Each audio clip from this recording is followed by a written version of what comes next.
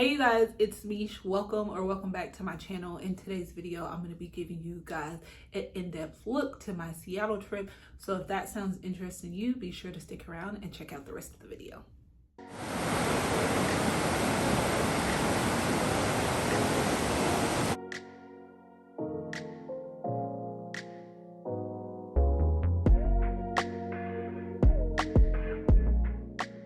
So I took a 4-day trip to Seattle, and within that time, I visited Pike Place Market, I visited the Space Needle, I visited Chuli Gardens, I took a ferry over the Bainbridge, and then I got out in nature and I went to Snoqualmie Falls and Twin Falls, which was just breathtaking. So I'm going to show you guys that footage real quick, and then after that I'm going to get into the pros and cons of the trip, the total cost of the trip, some future travel advice if you want to take quick trips, and then also what are some of my goals based off of this particular trip. So when I tell you,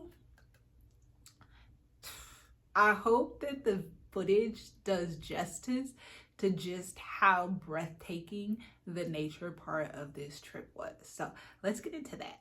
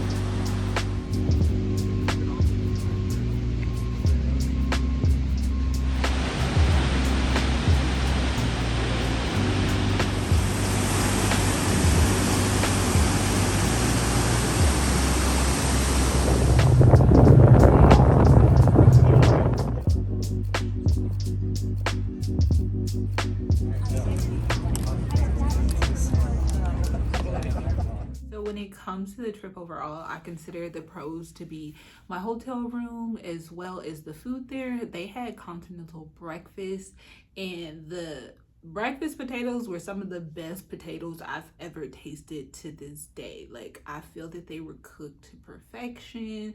You know, it's just a traditional continental breakfast: cereal, oatmeal, waffles, pastries. They had bacon, sausage, eggs, hard-boiled eggs, yogurt, all that good stuff. But those potatoes, baby, I'm like, let me know who's the chef and let me know the brand so that I could try to recreate this at my house. I ended up staying at the Silver Cloud, the one in Lake Union area. And I thought that the hotel room was a decent size. I still call it a pro, even though I felt that the bathroom area was rather small. But overall, the room was a spacious room to me. It had the couch in there. It had a nice chest to put your stuff in. And then it had a huge TV in there. I'll insert a picture from online because I actually didn't take any footage of the room, surprisingly. So in the footage here, the only difference is my windows didn't actually open like it shows in the picture here, but otherwise the room was pretty spot on here. And then the cons for me was the parking at the hotel. So I'm just not used to paying to park at a place that I'm already paying to stay. Maybe that's new. Maybe that's not new to anybody else, but to me, I'm just like, but why? So downtown parking and stuff like that, I get, and it's actually relatively cheap. It's like $2 an hour, stuff like that. I'm okay with that. But the hotel parking, that was definitely a con for me.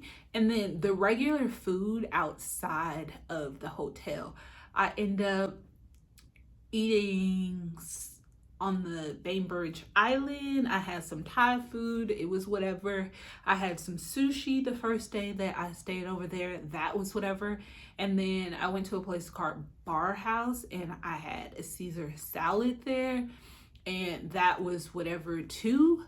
The food that I did enjoy, which was more so snacking, was at Pike Place. Those donuts, especially the plain ones. Whenever I go back to Seattle, I'm just getting the plain mini donuts. Good. I had some elotes there. Good. That apple cider, I got the blackberry one. I said, oh, how I could just use my own gallon of that coming up this fall. Like, it was really delicious. A lot of them were really good, but the blackberry one was definitely my favorite. The one that was my least favorite one happened to be the lavender. I love lavender stuff, but I also feel that whoever is putting lavender in drinks, it can sometimes be overbearing if they put too much lavender in it, and then it makes me nauseous. But if it's spot on, then yeah. But that blackberry, if you go, try the blackberry apple cider if you're an apple cider type of person. So now that we've discussed that, let's get into the actual cost of the trip. So I'm going to be looking down a little bit at my laptop here because that's where the actual prices are. So for the flight, I end up spending $175 round trip, and that was a decent price to me. I end up flying with Delta. So I could have technically got the flight for somewhere around like $40 to $60 if I flew with Spirit or Frontier. However, being that I was staying there 4 days and I was so pressed to bring my hiking boots, which anytime I'm out in nature or I'm at range day at my job, I'm wearing those boots. And I'm wearing those boots because way back when I was in the academy, they made it seem like we really needed these boots, and those are 511 boots, and I want to say like I spent close to $200 on those, and I wore those strictly just for that 1 week. And so anytime I wear those boots, I wear them. I even took those to the Dominican Republic for some type of activity that I did, and we end up going to the beach, and I have this picture of me, I'll insert it, of me on the beach with those boots. Granted, we went other places, but anywho, so that's how much I end up spending on the flight. On food, I end up spending $145.39, which I thought was perfect. Granted, again, breakfast was included at the hotel, so I ate breakfast there. And then one of the days, or maybe 2 of the days, I really wasn't all that hungry, so I just kind of snacked on stuff in my room. The hotel, I end up spending $886 for technically the 3 days that I was there. That's the bulk of the trip. And as I said, I do consider the hotel to be a pro from my trip, but I'm also from Vegas, and I'm also very particular about hotels and hotel prices, where I feel the Strip has some of the nicest hotels that I've seen thus far. Sometimes I'm just like, you're not giving Vegas quality, but you're charging Vegas prices for some of these things. But at the same time, as I said, the hotel had a refrigerator in there, it had a microwave, that a few other things. And I know nowadays hotels, like, they might give you a microwave, they might give you a fridge. If not, they're going to charge you extra to put those things in your room. And then also too, it did include continental breakfast. So I still think that the hotel was a little pricey for $886 because they charge a resort fee, even though I'm just like, this is not a resort, but I'm already here. It was what it was. And this was like, I feel mid-range ish. I've seen some of the hotels that they're like were closer to like 3 something a night and stuff like that. So moving on to my activities, I spent $149.91 on those. On the car that I rented, I spent $318.95. On parking, I spent $258.63. And this is why parking is one of the cons. So to pay to park at the hotel that I already thought was a little bit expensive was like $37 a day. So then I asked the people at the hotel, because sometimes I get in my cheat mode, and I'm just like, there's no like free parking close by.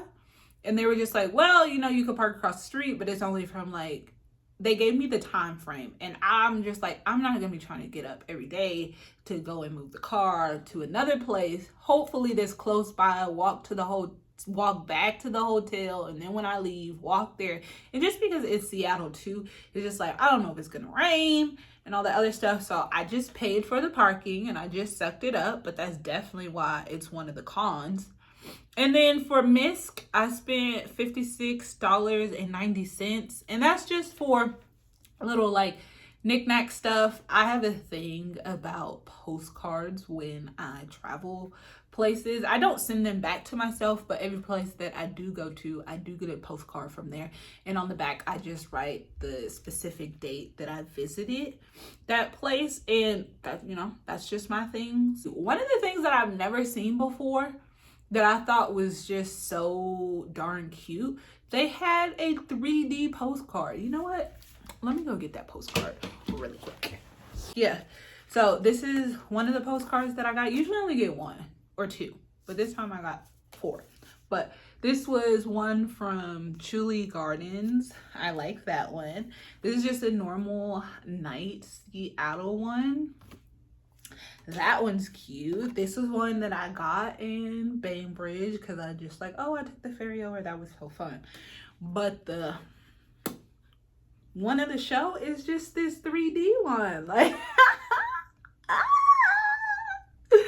just thought this was so cute. And I have not seen a 3D postcard till this day. It says this one was $3.99, but for whatever, I don't feel that this was $3.99 there. It might have been, but I could have swore it had like a different sign. But yeah, I was just like getting it sold. So yeah, back to the total. So my grand total for everything is $1,990.86. So with that being said, my goal moving forward, because as I said, I do think that it was more than I would have hoped it to be. But realistically, I was looking online for like 4-day trips, and what Google told me was somewhere around like 1,300, right under 1,400. For me, I said that I think that realistically $1,500 for a 4-day trip is more than reasonable, especially if you have like a car, you have a hotel, like you're eating out, as well as doing activities that actually cost. I think that that's more than reasonable.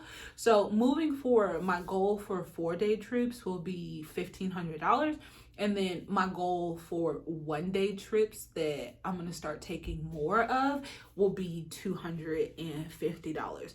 So with keeping that in mind, my little advice for taking trips and things like that, input your locations prior to taking the trip in Google Maps, because you know they give you a breakdown too of like, hey, if you take the train it costs this much, if you take Uber it costs this much, and stuff like that. And then also my other thing would just be to buy your tickets at a lower price within, you know, that 2 to 3 month mark, 2 to 3 month range, and then figure out the details once the trip becomes closer and closer. That particular one isn't my advice. I heard another YouTuber mention it. I can't think of her name right now. If I come across her name, I'll insert it. And I've been doing that with my last few trips, and it's just been turning out phenomenal as far as getting like super cheap tickets. So coming up in the next few weeks, I'm going to be going to Denver, Colorado, and then I'm also going to be going to Phoenix. So together, I want to say that those trips cost under $100 round trip total between the 2 trips. So stuff like that is great. You know, in the comment section below, be sure to let me know if you enjoy this video, and be sure to like and subscribe if you haven't yet. You know, as usual, take time to enjoy your own journey, and I will catch you guys in the comments until the next video. Bye.